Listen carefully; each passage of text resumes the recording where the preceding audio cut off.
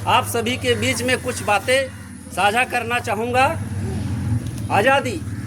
आज़ादी का मतलब वही समझ सकता है जिसने कभी गुलामी की हो। हम सब बहुत ही भाग्यशाली हैं कि स्वतंत्र भारत में जन्म लिए हैं। यूँ तो क्रांति का लौ 1857 ईस्वी में ही जल चुका था, जो बरसाल बनकर 1947 में आज़ाद कराई गई। मैं प्राचीन मध्यकालीन भारत और वर्तमान भारत की स्थितियों से अवगत कराना चाहूँगा कि जब हम फिरंगियों के फेरे में फंस गए थे तो रंग दे बसंती चोला की एक आवाज़ में लोग टोला के टोला उमड़ आते थे और वंदे मातरम के नारों से खून में आने वाला 5-5 डिग्री का तूफान अंग्रेजी शासकों के जड़ों में तूफान सा ला देता था। अर्थात लोग मर जाते थे, मिट जाते थे और फांसी पर चढ़ जाते थे, तो भी वो अपना देशभक्ति ही उनकी सच्ची कसौटी थी, सच्ची ही कटौती थी।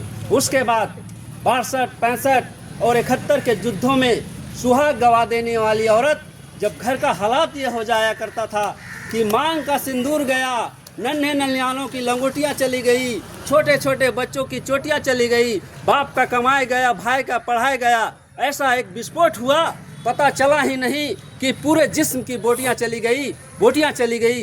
हालात पैदा हो जाने के बावजूद भी एक माँ अपने बेटे को सरहद पर दुश्मनों को धज्जियाँ उड़ाने के लिए भेज दिया करती थी और पत्र में लिखा करती थी कि अम्मा ने बड़े चाव से खत लिखा है कि पुत्र ना घबरा जाना, 1 इंच भी पीछे ना हटना, 1 इंच भी पीछे ना हटना।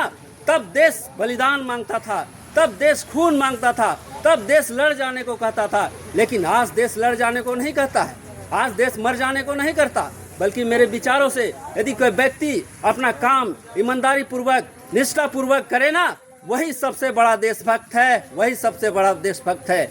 और अंत में मैं यही कहूँगा कि ये रब मेरा ना भारत मेरा, बड़ा सा नाम मेरा, बस मैं इतनी सा बात का गुरूर है कि मैं भारत का हूँ और वो भारत मेरा है। जय हिंद, भारत माता की जय।